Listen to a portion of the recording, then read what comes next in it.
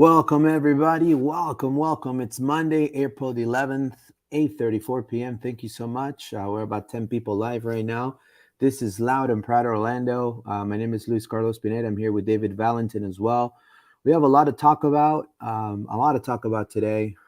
First and foremost, congrats to Orlando City. They defeated Chicago. Orlando City defeated Chicago with a great header by Erjan Kara and a fantastic, it was kind of like a double assist. I mean, Facundo and then Pato with a header. Orlando was able to finally put the cherry on the cake on this rivalry between that we have now with Chicago after that botch, which is the first match that we play against them. That goal should have counted for Orlando for sure. And we got revenge back at home. And we have the I-4 Derby, that it's been in the mouths of a lot of people. I've missed it a lot since 2014, last time we faced them. And it's going to be amazing to face them again. I encourage everybody to sell out Explorer Stadium. You ask for it. Now deliver it. Now you ask for it, right? So now it's time to deliver. Fill out every single seat in Explorer Stadium. 25,000 souls should be rooting it up, no matter what starting 11 comes out of the pitch that day. In my opinion, I think Orlando has a huge chance to win the U.S. Open Cup, if you ask me personally. But, whoever are the starters and the striker, we're all Orlando City supporters, and we love this city, and we want to be Tampa. So they hold on this championship since 1970. There's more like they spend $250 every month to buy rusting, take care of the rust for that cup. $250 a month to make sure that cup's not getting rusted. 1970, people. All right. And so we have to deliver. We have the stadium, we have the fans, we have the infrastructure, we have the back office, front office. We have everything. We're in the MLS. We should show what are we all about, right? So, and then OCB, they kind of fell to Inter Miami. We'll talk about that. And before we start and before I give the mic to Dave, I want to go ahead and encourage everybody to subscribe to our channel. We're live right now on our Twitter at LPO_podcast. Also on my Twitter at Pineda_ORL. We're live on Facebook. We're live on YouTube. Click a notification box for all notifications. Thank you so much. This is Loud and Proud Orlando. Dave, how you doing, my friend?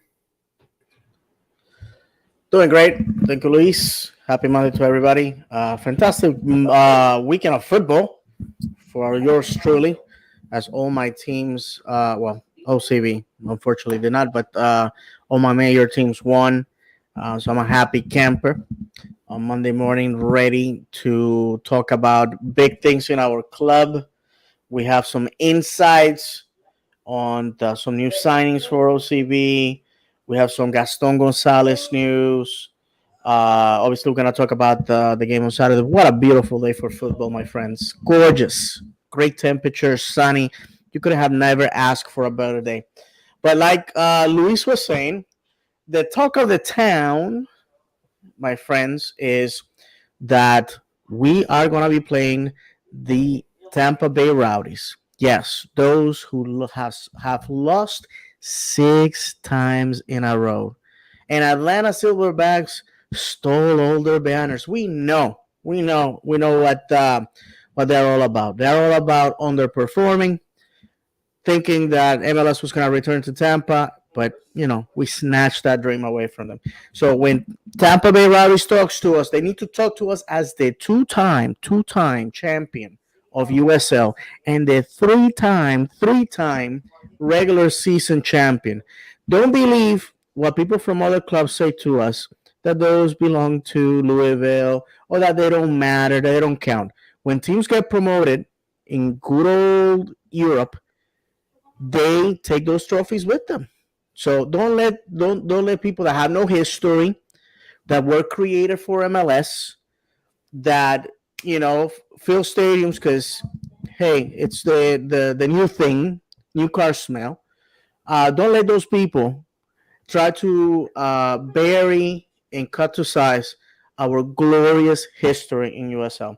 So, my friends, we got news from the club today that originally the game was going to be moved to our training facility at Osceola County Stadium, but now it's going to be played at Exploria. This is going to be April 20th, 7 p.m. at Exploria. Tickets for season ticket members $10, a Exactly. tenner. That is great. General, yeah, steal $10. Who doesn't have $10? And general admission $15. Um, the um, the tickets go on sale Tuesday the 12th.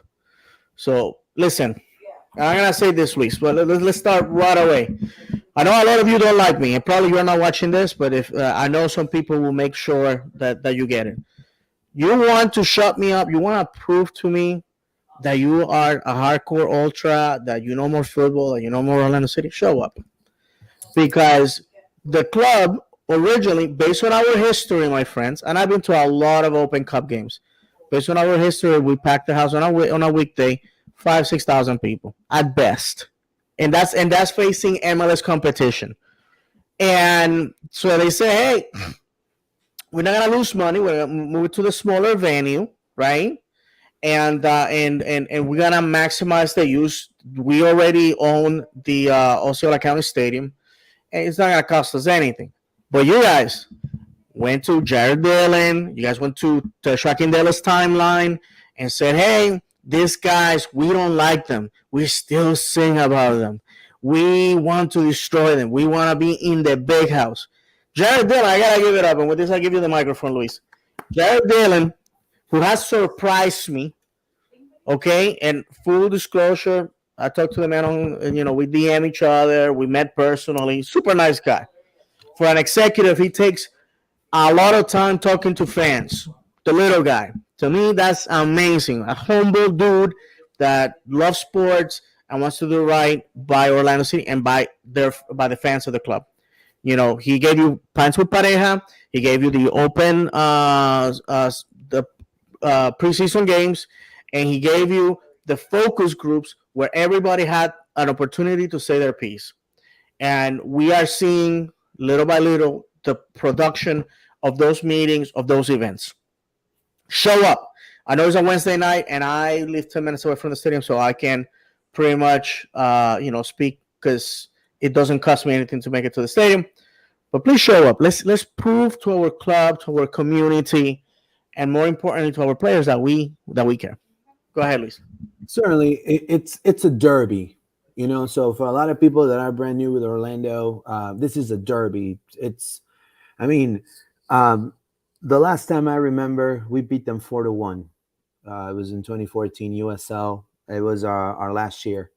It was the third round of the Open Cup, and that was a fantastic game. It was saying goodbye to a lot of players, but with the hopes that MLS is coming up, and now you have to understand we're in a different level. Whether you want to see it, and this is not being cocky, this is not being condescending to the Rowdies in any way. This is the truth. We are in a different level. So our fandom needs to be on that same level. So we need to show up. $10, $15 tickets, I think it is. Yeah, it says food and beverage. They will be available. They're gonna be combos for $5 combos And and $8. So that, $8 combos. I yeah. mean, you're talking about the initiative of the club. They understand this is a Wednesday night. Y'all ask for it. Y'all gotta deliver now. I mean, this has to be a packed house. Personally, I don't expect anything but being completely packed, because you're gonna have plenty of money left over after your ticket. Not only you're gonna get refreshments, concessions, and things, probably you're gonna have money to buy a shirt or two or a scarf, right? So that initiative of the club, I mean, honestly, you gotta just clap and say that's phenomenal. Um, I remember going to Rowdy's games. It was loud. It was a derby. It felt like a derby. I mean, the atmosphere was tense, and the players always Orlando came up to play the best game that they could. Even if players were injured, they will, you know, go and play. It didn't matter. That's the same attitude we need to have for this game. Whoever's on the pitch, like I said, right? Whoever's on the pitch, they need to go and just show up and say, "Hey, we're an MLS team. We're here with our best squad to play this derby because this is a derby." You don't see Barcelona playing with the B team against Espanyol. You don't see River Plate playing with the B team against Boca Juniors. And now I understand this is not the level of these teams, but this is a rivalry too. So this is something to take very serious. The Um, rivalry, Luis. The right, rivalry. right. So and then now partake that Tampa Bay Buccaneers won the NFL a season ago, and then the Stanley Cup and things like that. Those are their markets of Tampa. The market of Orlando is soccer. So we need to show up. We want to be that franchise, that city that could host a World Cup match, a couple of World Cup matches. These are the games that we need to show the world. Look what our crowd did, because these are derbies, and I expect the same against Atlanta, against New York, against our direct competition. And Tampa, whether you like it or not, the beef is so old. This is just so old that it is a derby. It is derby feeling and smelling, right? I remember being in the derbies in the I-4 Derby, like I was mentioned in 2014, and I got beer almost thrown out at me, like I mean because people were so excited, and the wall was just bumping. I don't expect anything more or anything less. So it's at Exploria now. I've been to Hmm. Osceola Heritage Park. I thought when they first Gorgeous. announced this was going to be Osceola Heritage Park, I said, this is great because it's going to pack. You have a new market, a new segment of people that probably don't have the time, don't have Hmm. probably the money to go to downtown, make the trip, go buy the shirt. They're going to now, you know, do it here. That's phenomenal. It gives Kissimmee, Osceola people closer to the St. Cloud crowd from IFL, the founders, closer to them too, for what I know, right? So, gives opportunity to know. But they said, no, no way. How can we do this? This is not right. Let's do it at Exploria. Boom shakalaka. Now you got Exploria. Now let's go ahead and pack it. I mean, We, that's we gotta do it. You guys demanded these things, and you wanted cheaper concessions. Look at that, Jared. Deliver. Listen, if you don't show up, you don't purchase, you don't do anything. You know what's gonna happen the next time you guys go crying on Twitter to this man? He's gonna tell you, there's a precedent.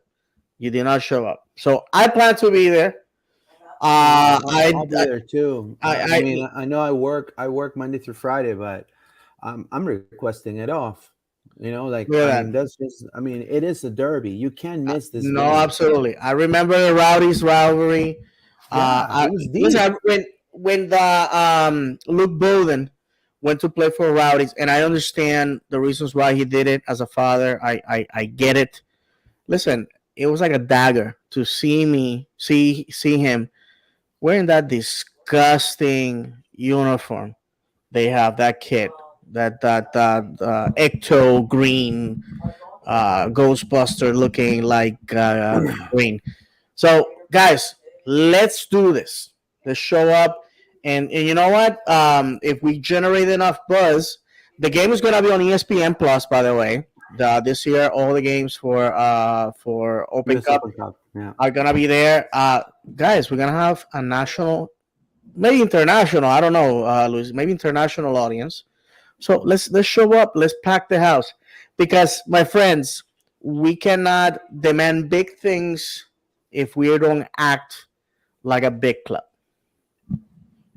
I completely agree. And to analyze a little bit of the roster of the Rowdies, I mean, Their USL championship, they choked. I think it was the year before last. Last year against Right. Orange County, California. Orange County Blues, I believe is their name, and Orange County that had two former Orlando City Lions. Yeah, I don't wish bad upon anyone ever, but I mean they choke. I mean that's the word I'm using because it is true. Just like sometimes the lightning does that, unfortunately. So you got you got people that are USL players. You got a Mexican American Guillen, a left back, pretty interesting. You got also the Brazilian Fernandez, play left midfield. I think he plays second division also in Brazil. Then you have a Uruguayan as well. So he's their number nine, Guensati. Let's see where he's from. Let's see from where are we. I mean, he played in Montevideo. Let's see which teams did he play at. Tampa Bay Rowdies. So he played in Huracan. So he's from the youth of Peñarol, Hmm. and then Never heard of Huracan. That right. has to be like second And division or something. then yeah, so Huracan is in the second division of Uruguay, and he played there the 2013-2014 season, and then he went to the New York Cosmos, in which he played there for one season, and then he was without a club for over a year, and he's been in the Tampa Bay Rowdies since 2018. So I mean, guys, like I mean, I'm not trying to be mean. I'm just saying Last chance, you. this is the roster, right? And again, the beautiful thing about the sport is that the smallest club can beat the biggest club. Now, I'm not Mhm. saying Orlando City is a huge club. I'm saying we're a club that's it's going to be huge, and in my opinion, I think we have everything to be huge: the market, the people, the fans, the infrastructure, the front office, back office, everything.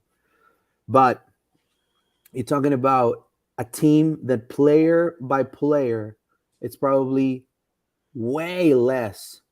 I mean, than what Orlando is right now. Even with, I will pair this team against OCB, not to knock down OCB in any way, but I'm just saying that's the level, right?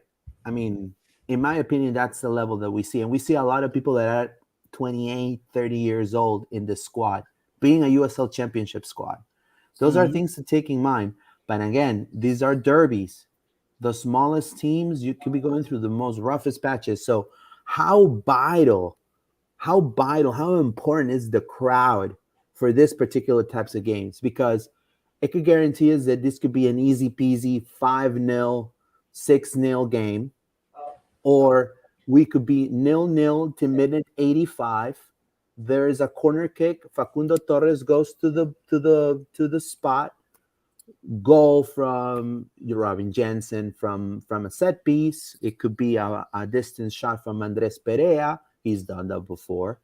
A Jensen shot from distance as well. So those are derbies, and you got to win it. I personally, and I'm gonna go show some of the images. Like these are some images I took from last game. Like all this area that it's white that you see white.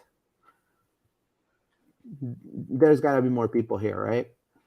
I mean, there's just got to be more. I mean, it has to be packed. The official count was 16,051 fans. 16,051. That's right. Yeah. That's right. So, and it was a weekend, right? It was a Uh, Saturday at 1 p.m. right. And then after that, you could have gone to Disney. You could have gone to Yeah. watch the Batman. I mean, What you was the could have. excuse this time, people? Right. So, I mean, I understand this is a Wednesday, but this is a derby, guys. So, just a couple of things. Let's read some comments here from people Sure. before we go to the next topic. OC Fan TV says it's a massive, massive match. With the recent support in the stands, can't see it selling it out. Um, I have hope for the people. I have hope for people. I mean, I wanna believe that the supporters of this club are gonna deliver because they ask for this to be moved. And Hmm. I've been to the Osceola Stadium. I Hmm. think there's no bad seat in that stadium. I agree. Like there's no bad seat. Just a beautiful place. I know it's a former baseball field, but my friends, the pitch itself, they dug it all out. They took all the clay out, all that baseball clay. It's a fantastic surface. I mean, yeah, Yeah. the stands obviously remind you that it was a baseball field, but it's just a gorgeous place to go watch football. I had the opportunity to see the academy there. Luis was there on the last OCB game. But let's read the comments, Luis, because I have Yeah, something for you that's when it right. comes to that. Matthew, I should be there. School now, but I'll try to go. Yeah, let's go, man. I have to work that day, but I'm Same here. I going. gotta work too. I'm going. I mean, it's a derby. Emily Dinsmore, I'll be there. Popka Mango, hey David, good to finally meet you at Harry Buffalo when you were talking to the UK Lion couple. Take care, shipmate. There you go. All right, How thank you you, doing, my and I friend? appreciate Thank that. you. I appreciate that. By the way, I told this to Luis. A lot of fans coming to say hello. The game against LAFC, the game against Chicago. I appreciate that. All of you that say, "Oh, I saw you. I wanted to say hello, but I was afraid." Listen, I'm the most approachable person there is. I'm the type of guy that will go to a clan rally and make friends and walk away with two barbecue invitations and a wedding invitation. That's the type of guy I am. So please show up, come say hello. So I just want to say that, and to a Pop Camango, thank you very much for what you said about the show. Greatly appreciated. No, and again, thank you for all your support. I know that we've been growing. We want to get to 1K, at least before the year ends. Help us out, get to 1K. We want to get. And I know that I saw a lot of comments on Facebook about what people were wanting, and also on Twitter. People want some interviews from players, right? And we are actually trying to get that sorted right as we speak. Mm-hmm. So in the next few weeks, hopefully, we'll give you guys a surprise, right? And say we're having this player coming up in Loud and Proud, and then we'll have a series of interviews coming up down the pipeline. Not only just City. You're talking about former players also. They're going to join. We're also going to have Orlando Pride players, and also Orlando City B players. Mm-hmm. And it's going to be also not just the English speaking ones. There's two guys here, either me or David. One of us can translate, and the other one can ask the questions. So that's the fun about us both being bilingual, that we can interview anybody. So and I'm kind of bettering my Portuguese too. I'm trying to do Duolingo a little bit more, trying to talk to old friends from high school to maintain my Portuguese going. So we can have maybe also Portuguese speaking players. So this is going to be a good time. Subscribe, help us out. Spread the word.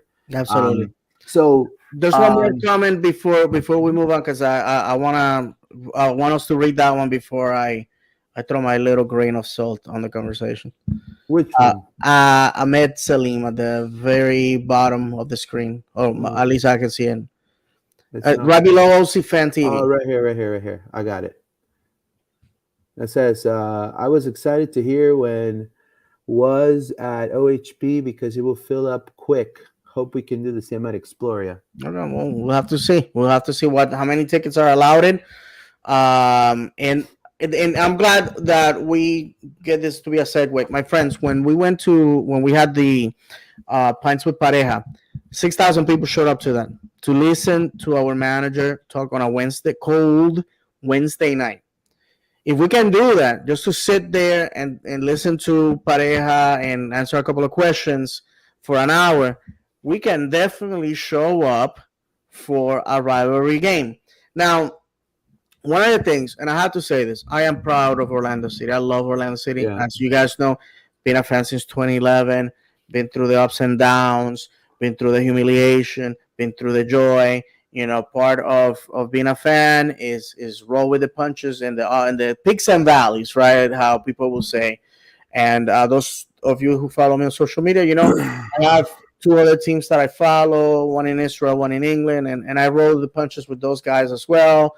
And I show the same enthusiasm and same passion for those teams as I do Orlando City. But Orlando City, it's here. It's 10 minutes away from my house. And obviously, I do this podcast and Tiro de Esquina podcast because I love the club that much. The fact is, my friends, is that our attendance has been an issue, has been a problem that Jared Dillon is aware of. We brought it up in the focus groups to him. Where's the magic formula? Well, some of the things that have disappeared from our club has been number one, that we no longer have the excitement and the atmosphere before games like we used to. We used to have live music, food trucks, giveaways. We used to have the 50-50 raffle at the stadium. My wife Yeah, I loved that remember. crap I all, remember that. all the time. There's a lot of things that made the day an outing, an event. Okay, getting out of your car to go watch football, a football game, soccer, however you want to call it. I'm sorry, my friends. That's not just it. When I see my friends in England and my friends in Israel posting on social media, the event is going to the stadium, the pregame, going to the pubs, having a few beers with friends, then going to the stadium, the event, everything. It's like the pageantry of football. Because otherwise, stay at home. If it's cheaper to stay at home and watch it on TV. Because if you're gonna go pay your $20 to the guy to park and then walk to the stadium, sit down, watch the game, and then walk out, there's nothing to the experience. And I know they're listening to us down at 655 West Church Street. I know that. But this is something that they know. I already told them personally that we have to make the Orlando City fan base fall in love again with the club. I run into a lot of people that saw us at Citrus Bowl, the bad seasons, and they just tune us out. Okay, I understand Charlotte. It's brand new. They're having a little bit of success as of late. We all thought they were gonna be like Told a you guys. Cincinnati. So they had the stadium packed. I get it. We lived through that. Atlanta has not experienced hardship, so to them throwing numbers at us means nothing to me. By the way, Charlotte and Atlanta are bigger cities than Orlando. I don't know the numbers for Charlotte, but I did the numbers for Tiro Esquina podcast. The population of Metro Atlanta is 5.6 million. They are about 83% of the population of the state of Georgia. We're only 11% of the population of Florida, which is 22 million at last census. And we're only 3.5 million people in Metro Orlando. So when they throw numbers at us, they're numbers that we can never compete with because they're bigger. Right. They're almost double what we are. And with this, I finish. Um, the fact of the matter is, we have a beautiful stadium and we have a lot of committed fans. I started watching this team with 3,000 people in those stands. Those rowdy bastards are still there. It's the casuals, the people that came during the MLS era that gave up on this team. And you know what? I don't blame them. I'm not gonna talk trash about them because you know what? They came with the illusion of seeing a great football club, and we failed them. Orlando City failed them. So it's up to our front office to go and get those people back. We don't have to beg them. We have to show them the product has changed, and we have to show them that we are a winning club. Winning fixes everything. Remember that. Lifting silverware is what gets people through that door. Let's start doing that on the 20th.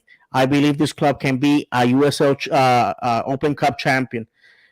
I think we can do it. Yeah, sure. I that's one of the things that I was gonna touch. Either way, I think Orlando has the opportunity to totally own this cup, and we have the squad, we have the coaching staff, we have the front office, we have everything. It's just we got to put it together, and this is the beginning, right? This is our beginning game of the U.S. Open Cup, Mm-hmm. and if we want to make it an experience. When it comes to Charlotte and it comes to Atlanta, I mean, they got a lot of good name players. I mean, they got I mean, and this is not to knock down Orlando City, but back in the day, not this administration, but back in the day, Orlando City just got Kaká. That's just the only player they got. I mean, and then eventually they switched, and then they got a young Yoshi Yotun coming from Malmo. They got a Carlos Asquez, and then and then Pedro Galese. and then Hmm. Nani. So little by little, and then there was a change of administration. I think now moving forward from this year onwards, Orlando has a chance to definitely, when it comes to players and things, compete. But yeah, like you said, silverware is what makes people knock on the door and say, "Hey, I want to go in." Right? I want to come into your show. I want to come in into your arena. I want to come in into your stadium. Let me in, please. Right? I want to be part of this because this is cool. I want to win too. Right? So we're getting there. And this is the first step. And in order for us to take that step, the support of the people is the most important. I will encourage how important this is for us to start this US Open Cup by possibly eliminating the rowdies too, right? Hmm. So it is a big step.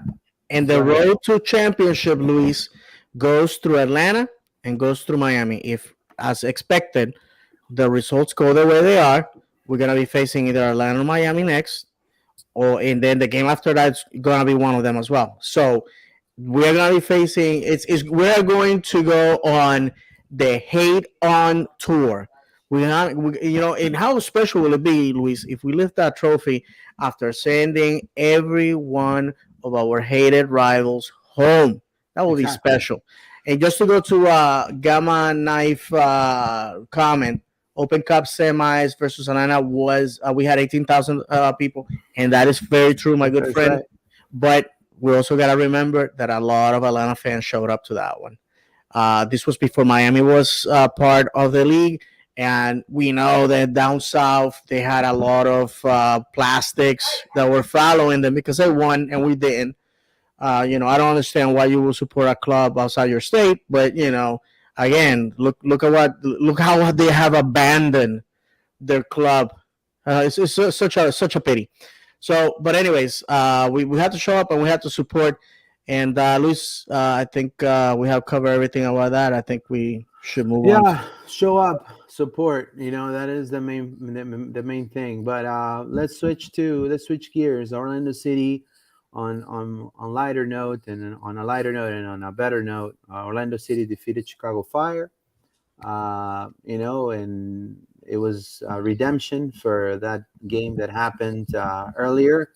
Um, Are they you laughing now? Yeah, of course. I mean, Uh, Shakiri didn't play, but I mean, Shakiri, he who? wasn't really influential in any of their play. I want to give kudos to Rodrigo Schlegel. First and foremost, what a way to cover Priest Bilko. Oof. Him and Jensen, literally, they play a hell of a game. I mean, with Jensen, just having Rodrigo not flinch a beat, No cards.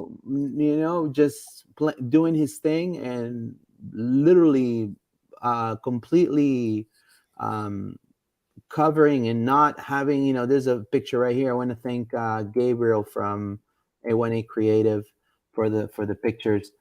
Look, he was just being so bothersome, and Prishvilko couldn't do anything. He just couldn't do anything. He And just came to jog for 90 minutes under the Florida sun. That's right. And Orlando could have had a couple of goals, and just the ball wouldn't go in. Pedro Galese got his. He beat his record of clean sheets. He has 14 clean sheets in all competitions. Beat Joe Benda's record already, Bob High, I surpassed him. just stole the words out of my mouth. Right. So, and I think this is a great game. A lot of things to obviously improve when it comes to the finishing. But obviously that goal for Ejankara, he was looking for a break throughout the whole game, and I'm so happy that it came from Facundo. For all the people that are still doubting, and I want to say to those people too that they're still doubting, come to the show, man. Come comment. Leave your comments here. If you do not agree, we would love to have you over. You don't understand how happy that would make me. Comment, and I've seen people saying stupid stuff, but just come over here. I'm not trying to. We'll let you speak completely, however you want to express yourself. This is completely, freedom for you to go ahead and express yourself. Go and express yourself. But yesterday, for all the Facundo people that are still doubting, he has 2 assists already in the tournament. He's been influential in the play, in the transition plays, in the attacking plays. And then Alexandre Pato, come on, man. I mean, the level of play he's having, I mean, I'm so Comeback player happy. of the year, if you ask me. I'm so happy to see him play in that level. He's being bothersome. He did a nutmeg. He did whatever he wanted. Unfortunately, some of the finishing, you know, uh, we need to still kind of put it in the net, right? Put it in the net. But that pass, that header pass to Erjan Kara, completely open, and it was a great goal. Everybody at the press box was delighted to see that goal happening. Absolutely. Happy for Erjan. No, he said it was a very special goal for him as well. And, it was just a good win. Overall, I think we saw a lot of progress. And I think that Orlando playing, Mauricio Pereira too, he played a hell of a game. His whole family was at the stadium, I want to say. So if you were ready to go and hate on Mauricio Pereira, his whole family was there and he played a hell of a game. I hope you enjoyed it because I know there's a lot of haters there for Mauricio Pereira. I don't understand how you can hate a man that play on that level like last game. So, Well, these are the same people that probably are demanding that Sasha Kleshton returns to our club, or I don't know, come or Justin. on, They bro. still show up with Justin Merrim shirts. Let it be known. I'm gonna demand that the club stops entry, denies entry. You know how it says, no shoes, no shoes, no shirt. Justin Merrim shirts, no service. That's what we should have in front of Exploria's doors. But I tell you what, Luis, a great game, 59 minute goal. The hockey assist by Facundo Torres, Pato with the assist. There's just some quick notes. I see that you have there Cesar Araujo, who had another monster game. We had yellows, 2 per each team. In our case, Mendes and Jensen, who basically got them, like 4 minutes apart from each other. We had 6 chances created in the game, 62% of the possession, which, I don't put too much stock on that, but just to show how dominant we were in the game. We had 21 shots, 6 of them on target. Chicago has 7 shots, 2 of them on target. Chicago was coming to this game ahead of us on the table. They leave behind us on the table. They came officially, had not lost a game, and had the lowest amount of goals allowed, and we smashed them. We smashed them. This was a grudge match. I was so sick and tired of the smugness from their fans rubbing in our face that VAR went their way. But you know what, my friends, you came here, you got what you wanted. You got an L. Have a nice life. We swept you this year, and definitely we're not gonna see them after that. That said, 16,000 people showed up to the game. Like we mentioned before, it's a Yeah. gorgeous day. Very happy with the result, but we move on. That's just history. We need to look forward to our next foe, and that's going to be Columbus Crew. It's gonna be a tough game. I want to kind of touch on some of the stats for some of the players. Araujo, and this has been the constant in this game, and I want people to understand this because this is very important. We talked about the turnover rate of this team in many other shows, in many other episodes of Loud and Proud. The turnover rate was a little high, and I think this game, the turnover rate was actually quite low. The only thing that it was not really, I think, clinching or clicking properly was the finishing, right? You got to put it, and even Oscar acknowledged that at the post press conference. 45 minutes, Cesar Araujo played, and he had 92% of pass accuracy. So 92% of his passes were good. That's essentially what it says.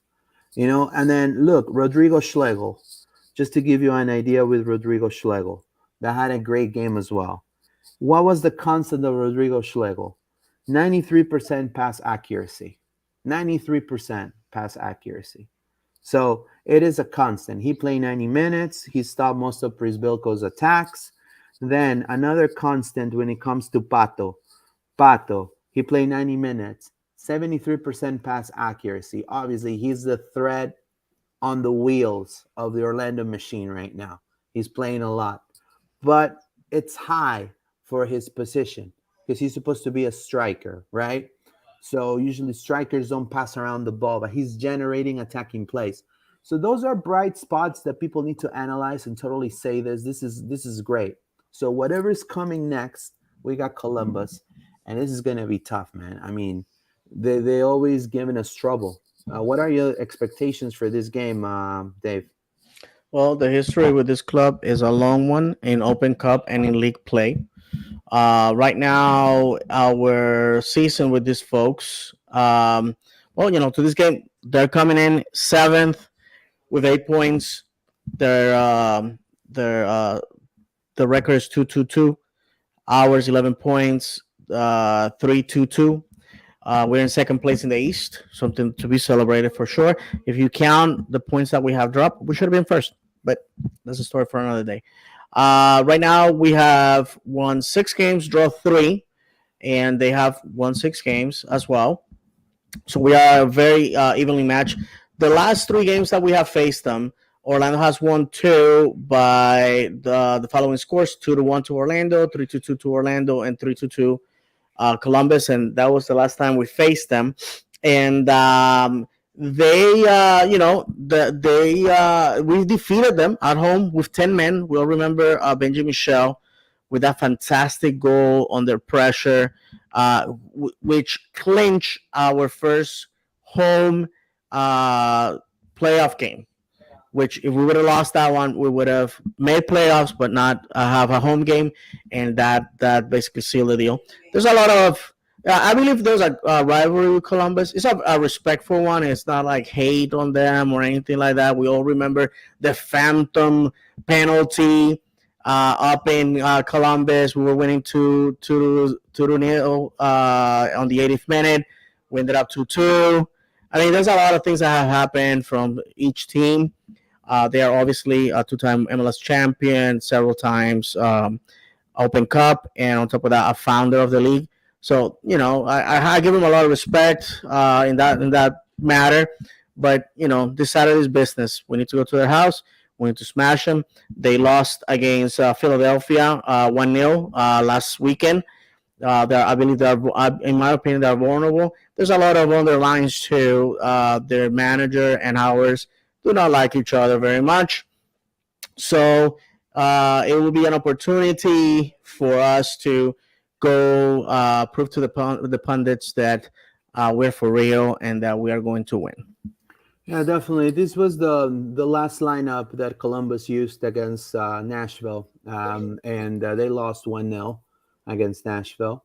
And obviously familiar because we faced them before. Some of the names that are in this particular lineup, we know, we faced them before.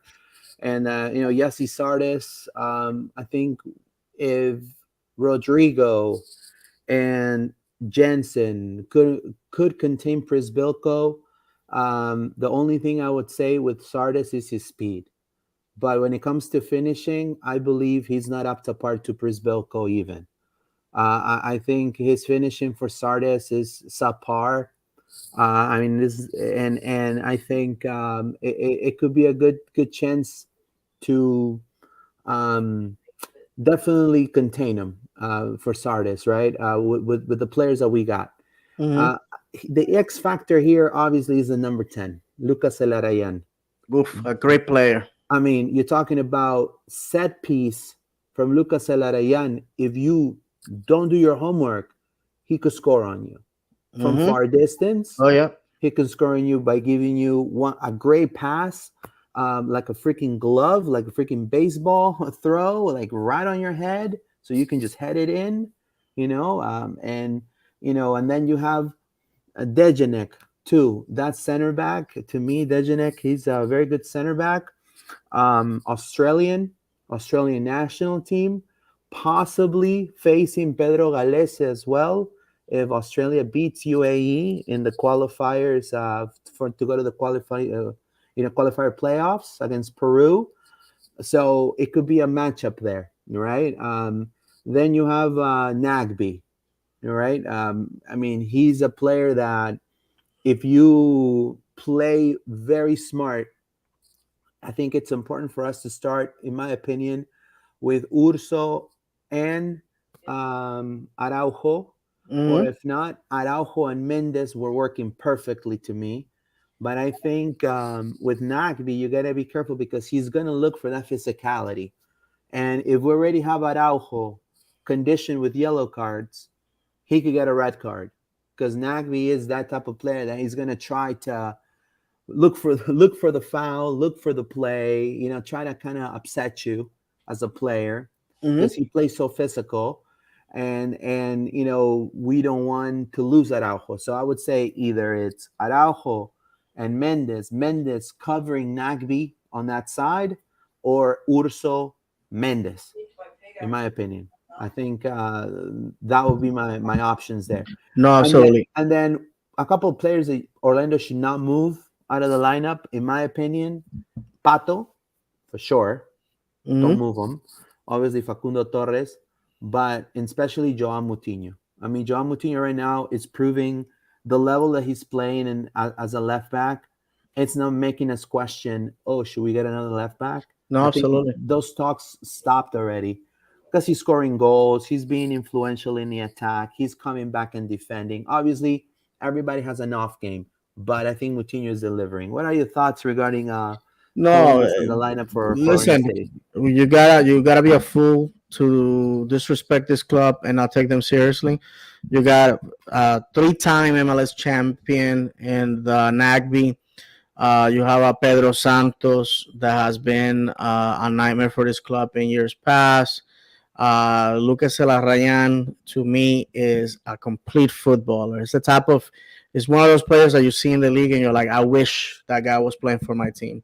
Uh, uh, a very technical player, a set piece specialist. We haven't seen that type of set piece specialist since Giovinco, in my opinion, my humble opinion. A guy that can give you goals from that distance, that is rare. And as Sardis, uh, you know, he has been with the national team. He's a guy that can create his own chances. He's crafty in the box, and again, he's a shadow of the man that he used to be. In my opinion, his time with the national team has come to an end. My humble opinion, I would be incensed if I see him going to Qatar because I think there's other guys that can do better. And I don't say that the quality of his game has dropped because of something that's wrong with him. Age just basically has catch up with him, and I think he's a fantastic player. This is gonna be a game that there's gonna be some goals from side to side. They're playing at home. They have a loyal fan base and they're gonna be dangerous. They're gonna be dangerous. I have several friends that are fans of Columbus, so I have a good understanding because obviously I read what they post.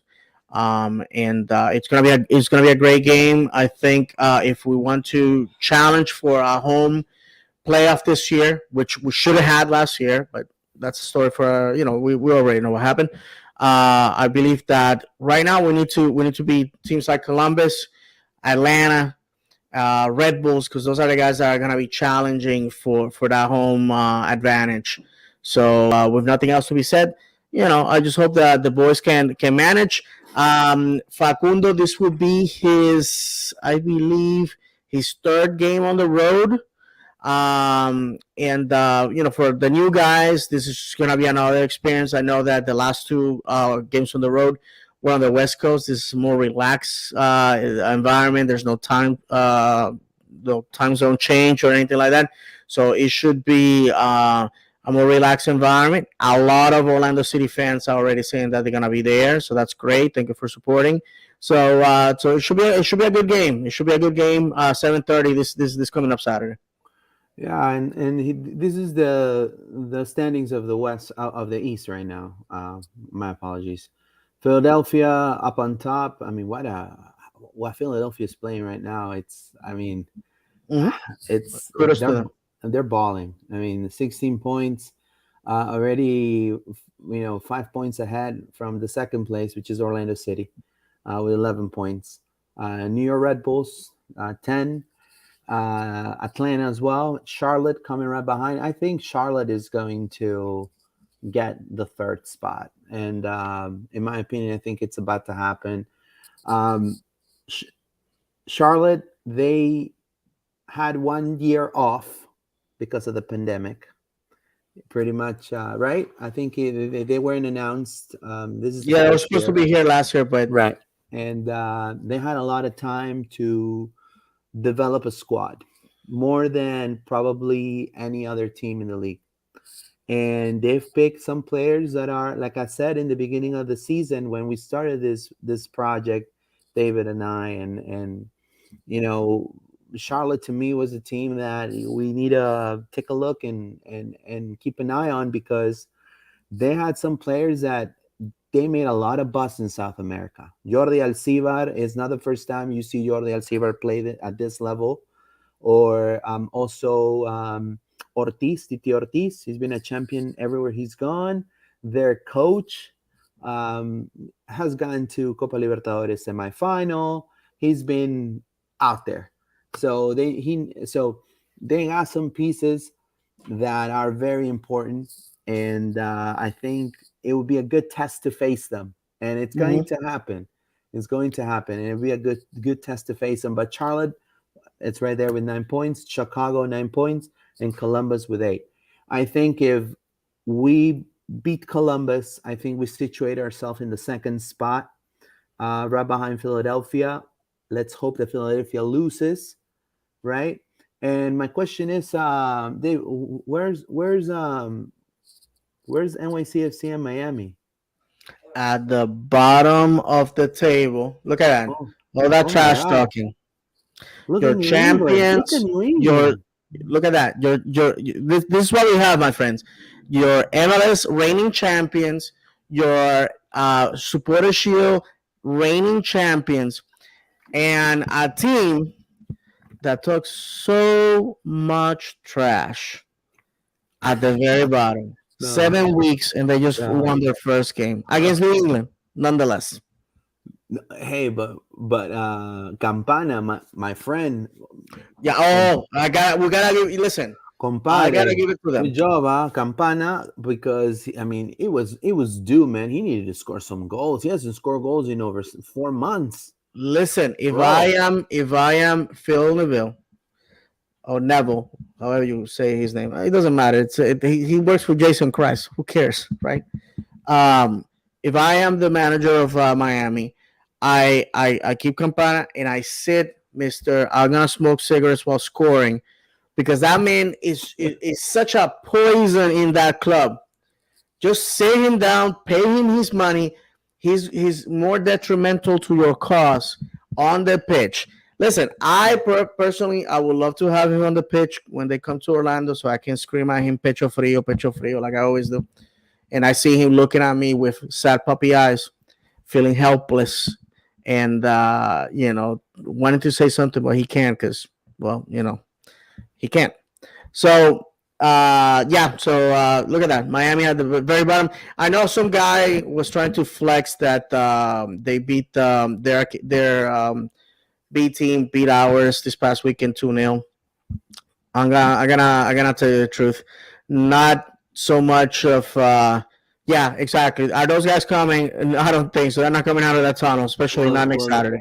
I mean I mean that's the buzz, man. I mean, apparently they're cleaning house, and they're doing what Orlando Magic did at some point to get Rashard Lewis, and get a couple Trevor Ariza, and get a couple of pieces.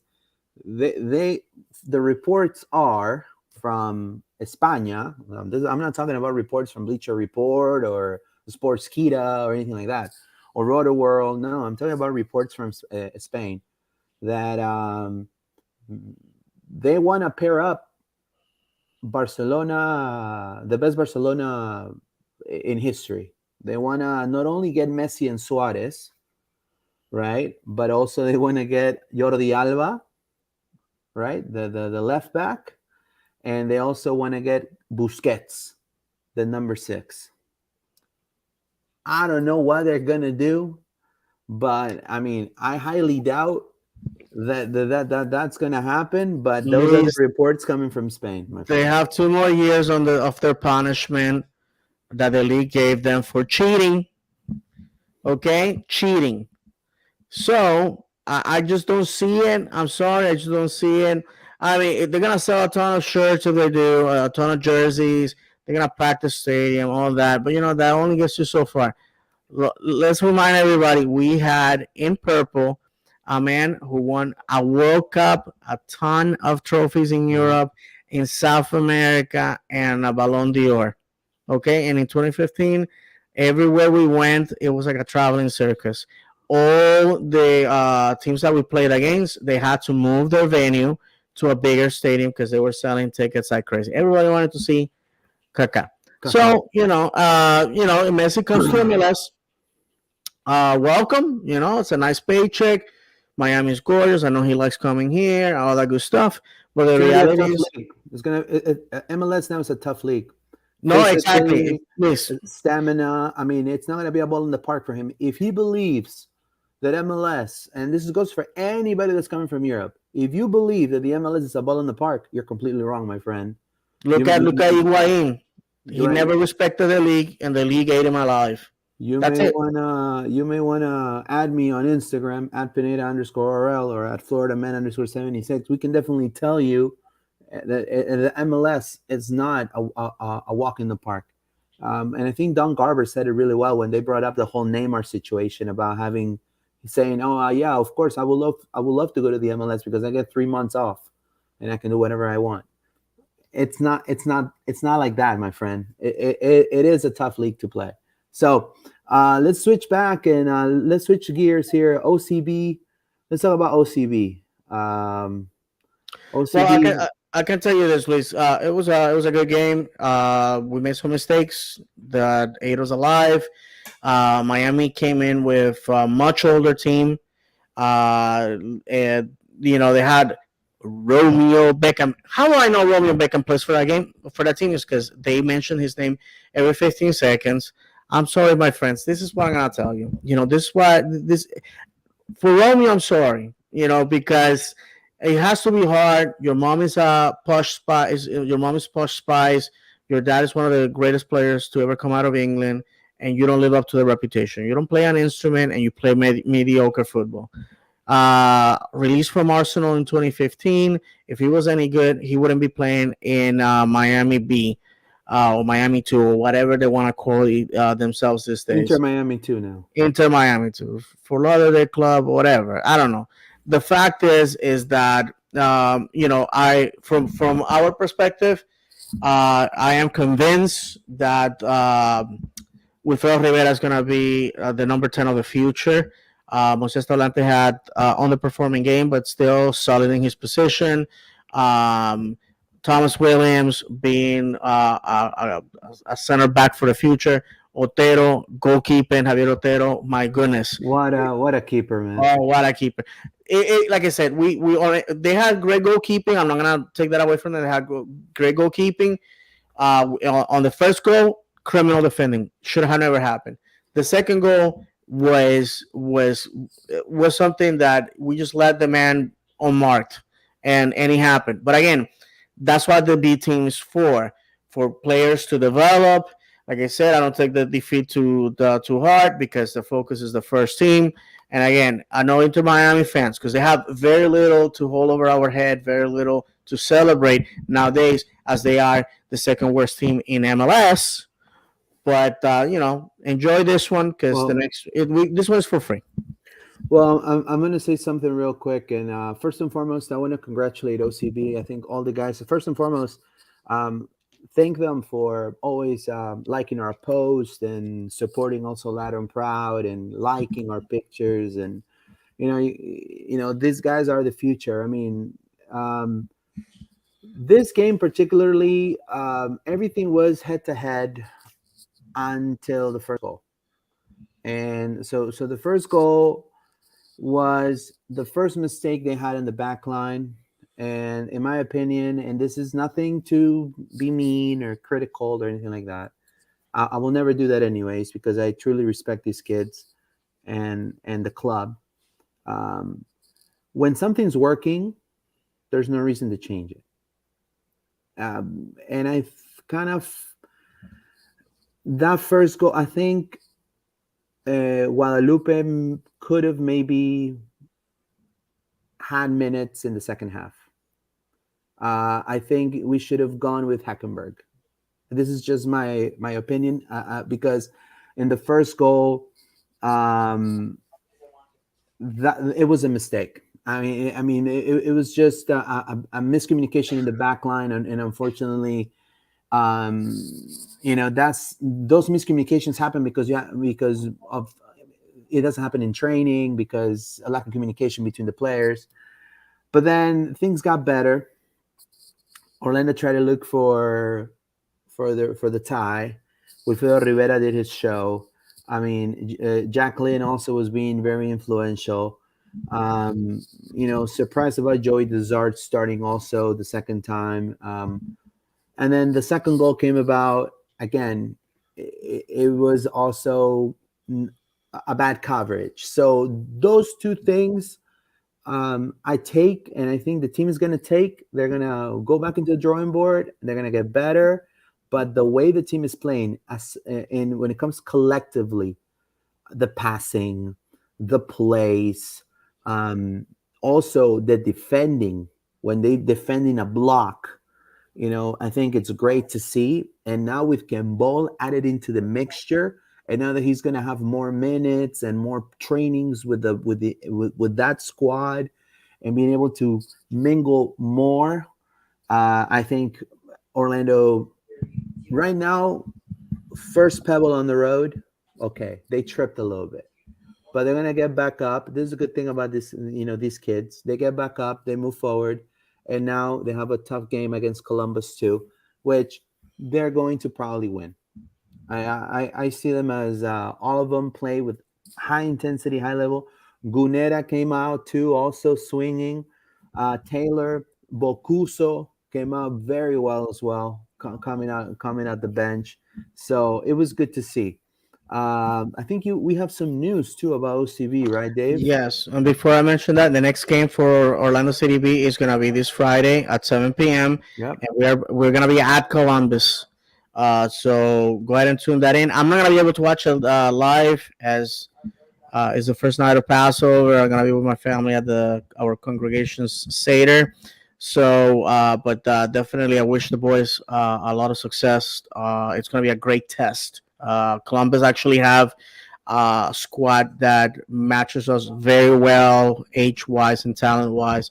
So it's going to be interesting.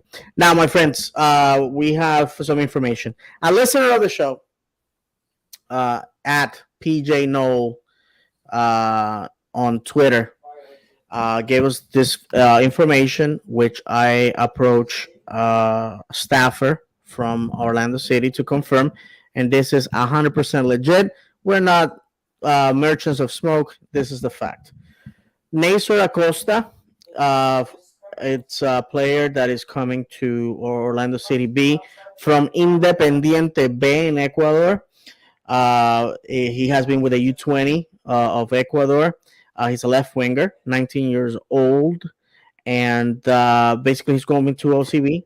And Nacer Acosta, our source in the club says that in order for him to move to the first team, it's based on his performance. This is a player that a lot of people are very high on. And our friend PJ there, he happened to be sitting in section 32, which is my section. He was actually a few rows in front of me, but on the opposite side.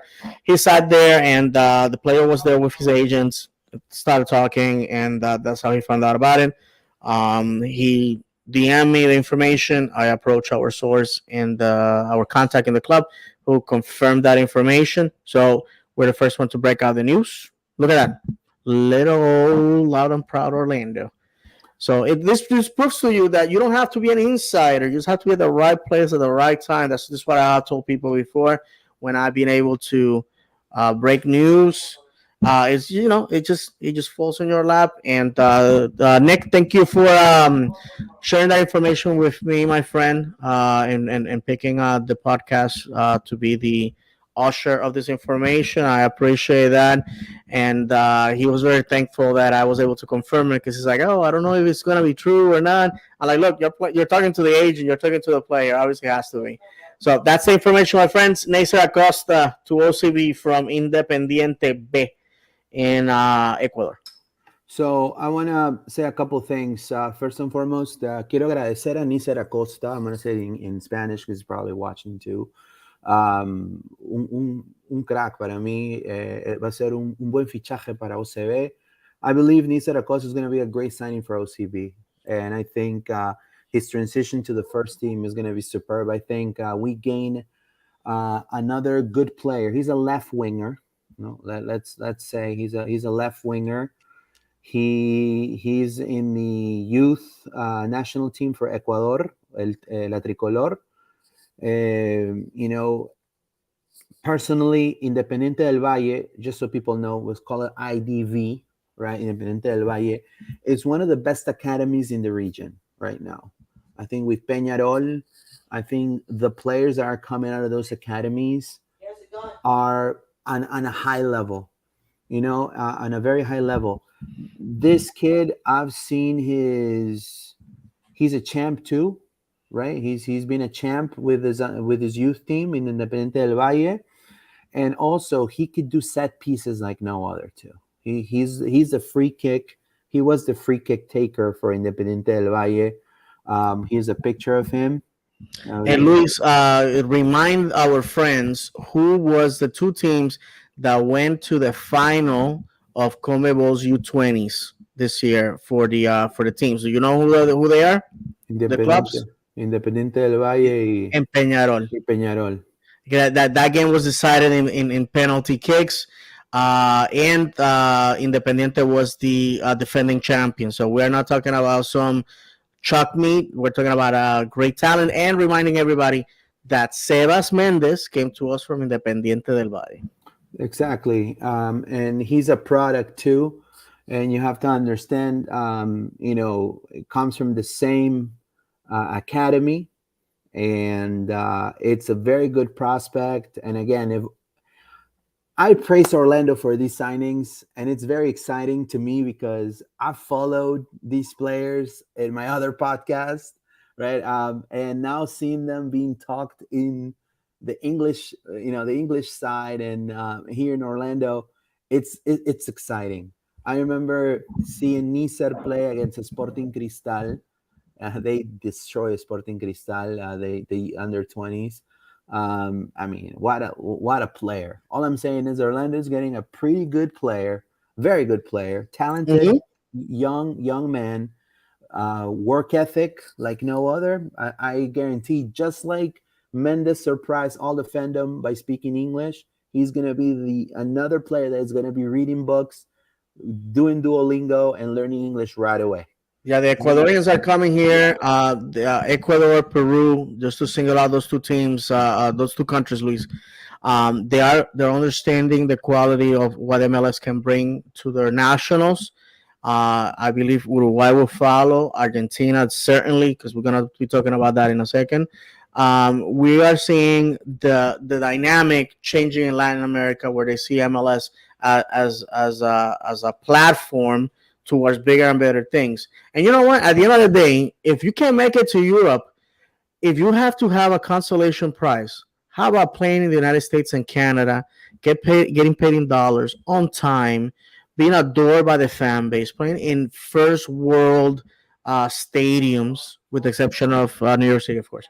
And not only that, being able to provide not only for yourself but for your family. I think that's a great consolation prize. This is what you make out of. I sadly have seen players come to Orlando City, not apply themselves, not take the opportunity, not use the opportunity, not understand the blessing they have, and later on their careers go down the gutter. And there's a couple of players that I'm not gonna put them on blast that basically their careers are over and they're not even 30, and they have made stupid mistakes. So, with that said, I wish nothing but the best to Acosta as he's coming to wear our colors. He's debuted. Should be this Friday, most likely. Today he was doing medicals. Transfer mark already had him as March 24th, his signing That's date. right. So, it's a done deal. And again, thank you to the fans for trusting us with information, reaching out to us because we have connections with the club. We can talk to people, confirm. So if you ever encounter, in a situation where you feel uncomfortable because you don't want to throw it out there because you feel like, oh, what if it's not true, whatever, and you want to confirm it, you can reach out to us. This man right here, Gaston Gonzalez, has said his goodbyes to Union de Santa Fe this past weekend. If you watch the video that I share on Twitter of him scoring a beautiful penalty kick. Now, go ahead. I can't put the video because of copyright. TNT Sports. Okay, Yeah, okay. unfortunately. Unfortunately, now there's a reporter in Santa Fe by the name of Agustina Antequera. It's a young woman who interviewed this gentleman, Gaston Gonzalez, this past weekend. Are we gonna have that video or no? No, no, no. It's copyrighted. Oh, that one is copyrighted. Oh, okay. That's right. I Yeah, should have asked her unfortunately. before. Yeah. Well, anyway, she interviewed him and basically asked him if he was going to miss the team after going to MLS and all that good stuff. And of course, your standard responses that he loves the club, it's his childhood club, he's going to miss the friends, he's going to because after all, Gaston is from Santa Fe. This man is leaving everything he knows behind. And just a preview. I'm gonna be having Agustina in Tiro de Esquina. We're gonna be talking about women in football and all that good stuff, and a little bit about Gaston Gonzalez. And next Monday we're gonna have Nachito Sanchez, our source in this whole thing with Gaston Gonzalez. He speaks Spanish, so we're gonna have a bilingual show. It's gonna be fun. He's super excited to be with us. I spoke with him this past weekend because obviously the team is playing in the Sudamericana. They already qualified for it. The first team is in Bolivia, already training for the first game. Gaston is not there. So I spoke with Nachito, and he tells me that Gaston at the moment is in Buenos Aires working on his visa at two embassies for Canada and the United States, of course. When these players come to this, I did not know this, Luis. When they come to the United States to play in MLS, they have to do two countries for permits to work in those countries, to enter those countries, et cetera, et cetera. So that this is why sometimes you see that players take forever. The situation with Antonio Carlos, you guys remember, we'll come to find out that there was some issues with Canada, and that's the reason why it took forever. Because I was wondering if the guy's being here, what's going on, what's the deal? Because while the United States is the country of residence, Canada is a country where he just goes to work, temporarily for obviously 3 times a year. That said, so that's the situation with him. He already said his goodbyes, and I believe this is the interview that we were alluding to. So that's it. Gaston Gonzalez is coming. The report is he should be flying either the 3rd or the 4th of May to Orlando. The window closes on the 5th, as you guys know. I believe he already passed his medicals while in Argentina. And this last thing I'm gonna say about that is that although I know some people still doubt that this is true, I have to remind you that Paul Tenorio already confirmed it, and I appreciate all of you that when he broke the news, people tagged me saying, Florida man already had it. Thank you very much. I mean, it's to me it's an honor and a feather on my cap to say that I beat one of the greatest beat writers in American football, Paul Tenorio. So I beat him to it. I'm just a fan. I'm not a professional. He hasn't said anything to me, so obviously he hates the fact that I've been to the game. And also, I asked Oscar Pareja point blank at Pints with Pareja. Said, Oscar, is he coming? He told me yes. And as you can see it now, and also I reached out to another person within the club who also told me that this is a fact. So my friends, whoever still that is still doubting, listen, there was people doubting that Facundo Torres was coming, and when we were receiving him at the airport, people were still Yeah. tweeting me, "This is not gonna happen. Something's gonna happen. Something's gonna go wrong." But at least that's what we have. And if you allow me two more seconds, congratulations to Sylvester Van der Water on the birth of his Oh son yeah. Mason.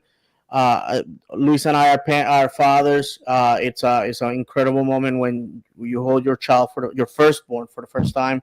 So congratulations to the man. That's the reason why he wasn't on the 18th.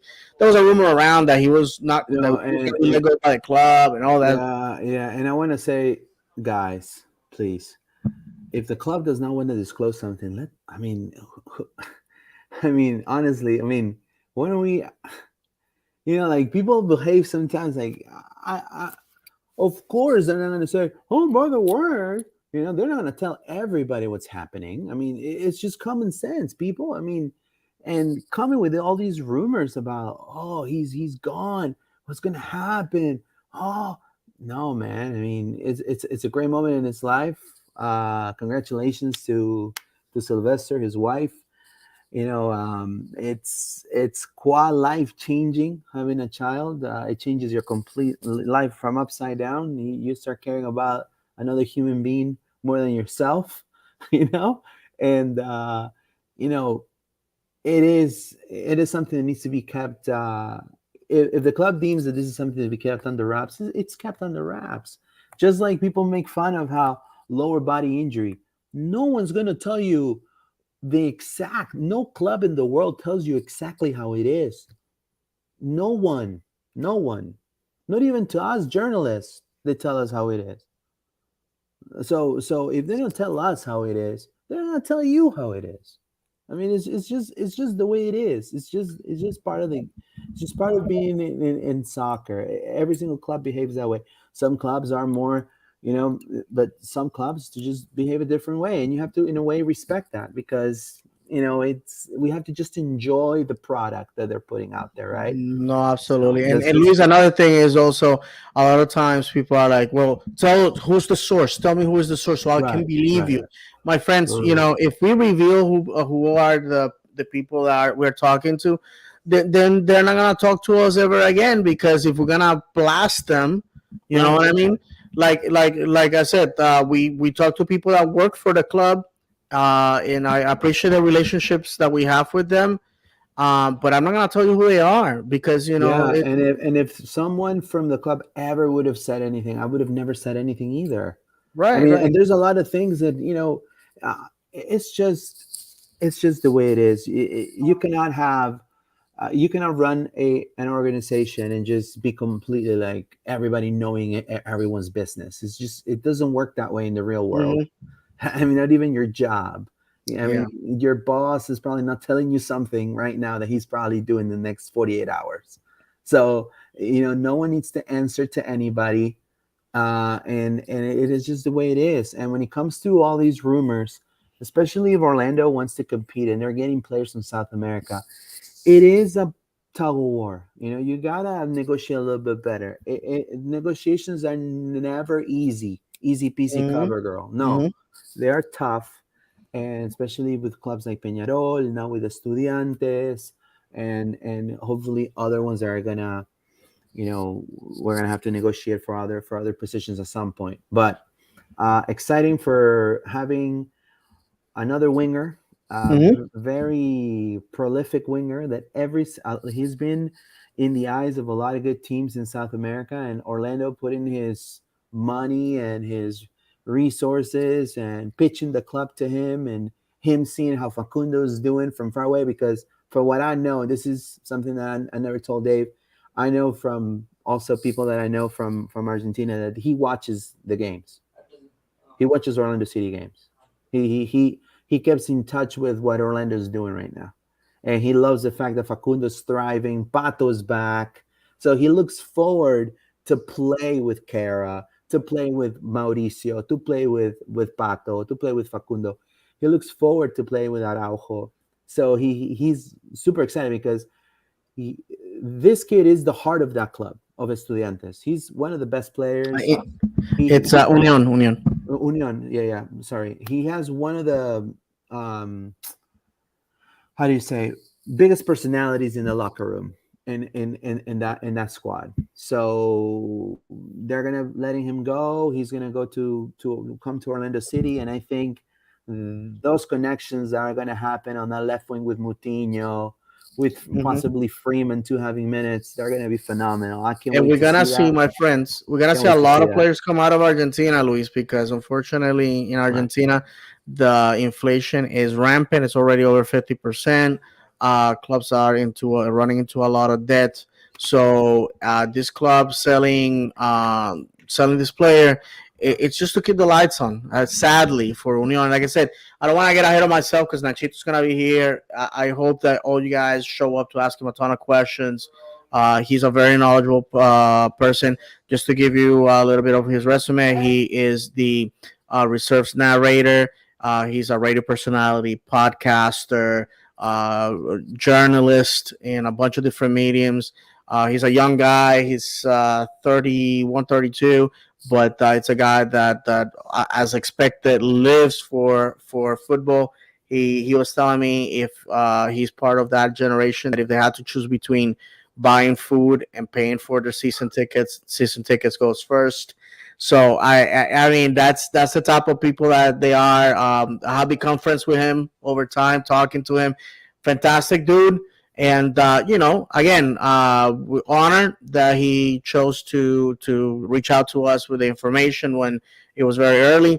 And one of the things, and Luis probably remembers this, he sent me on the early stages. He sent me an audio of a conversation that he had with Gaston's dad, where Gaston's dad already confirmed that it was a done deal. And this is in the middle of December, where a lot of people, of course, oh, that's not gonna happen, David. You're just blowing smoke. Well, it's happening. It's happening. So I guess we have to go to the airport again for some of these people to believe it. So, but yeah, that's happening. And like I said, tune in next Monday. It's gonna be a great show, right, Luis? Yeah, definitely. Tune in next Monday. We're gonna have all the info from the source. So I'm just excited of the moves Orlando City's making, and I think things are looking brighter for this club, and I'm so happy to know that we're in good hands, and the club is thriving, and now coming up with the Rowdies, sell it out. I'm gonna end it up today by saying, sell it And out, my before we go, friends. yeah, and before we go, I would like to remind everybody there's gonna be a watch party Yeah, Saturday, that's right. That's 7:30 right. p.m. This is going to be at the Tin Roof on iDrive. This is being organized by our friends at Orlando City Fan TV. Oh, check Zach it was out. with Found us it. a few weeks ago, if you guys remember.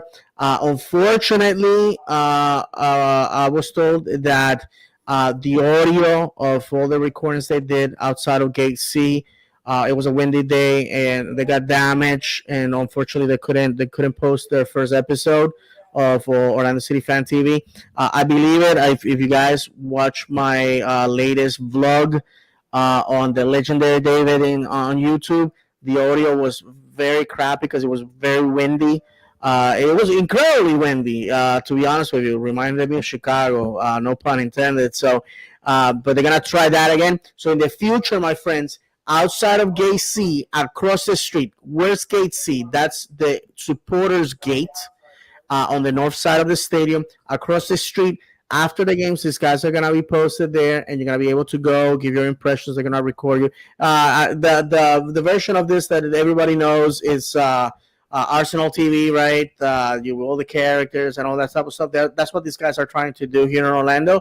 It's not the first time that we had that in the past. There was a gentleman whose name escapes me right now, and if you're watching, you have my respect. I have told you on Twitter before. And unfortunately, again, got married, had kids. Life got in the way. These guys at OC Fan TV, they are young cats. They have all the time in the world. So let's go ahead and support them. They also have a podcast.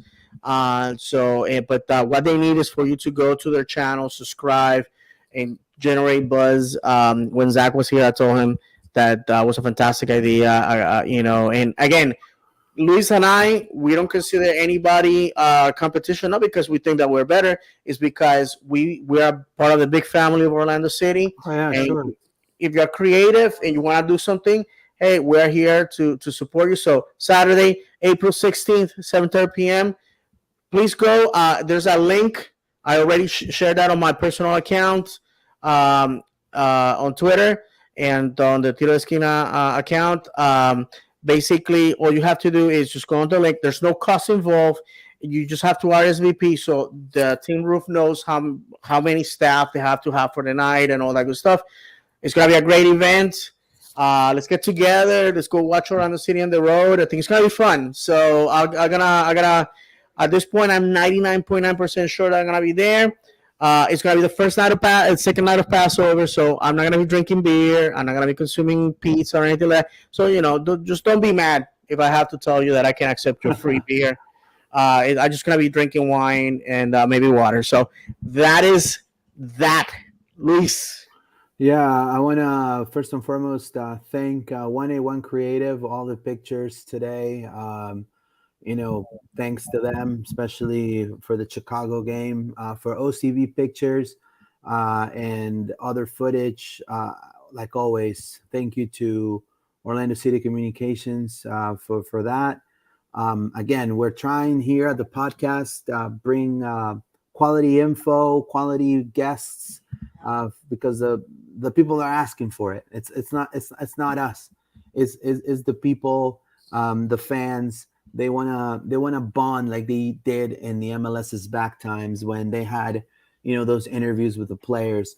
Let's bring the players over. We're trying to get Orlando City, Orlando Pride, or OCB. I would love to talk to Courtney Peterson, to Coach Cromwell, to Freeman, to Hackenberg, to Gunera, to Tablante, to Kembol. It would be great to also talk to Pareja at some point, Kyle Smith, Tesho, right? And so also he can give me some Bitcoin advice. We can talk about everything, right? But we want to make sure that we are elevating our podcast also, and give what the people want, and the people are wanting interviews. So we would love to have him here. I think we are for the city beautiful, as our bio says. So thank you so much for all the support as always. Make sure that you guys are adding us on our social media accounts. We are live right now on Twitter at LPO_podcast. My Twitter is at Pineda_ORL. His podcast is Tiro de Esquina, but also his handle is at Florida_men76.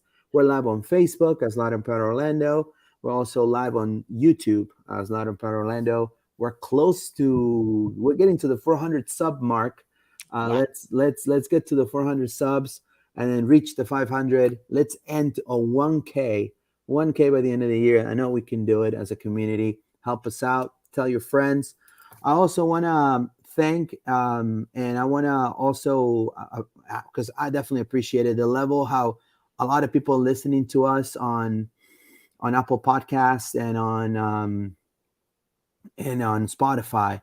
It's incredible. So thank you also for listening to us. We are actually on Spotify and on Apple Podcasts. If you cannot catch this episode live and you would rather just not watch the graphics, you just want to listen, it's right there available for you. As soon as this show's over, it's uploaded right there on both platforms for you. So thank you so much. And, again, let's pack it up. Let's sell it out. Let's sell out Explorer Stadium against the Rowdies. So any last words, Dave, before we go? Vamos Orlando. Vamos, Orlando. See you guys. Take care. See you next week.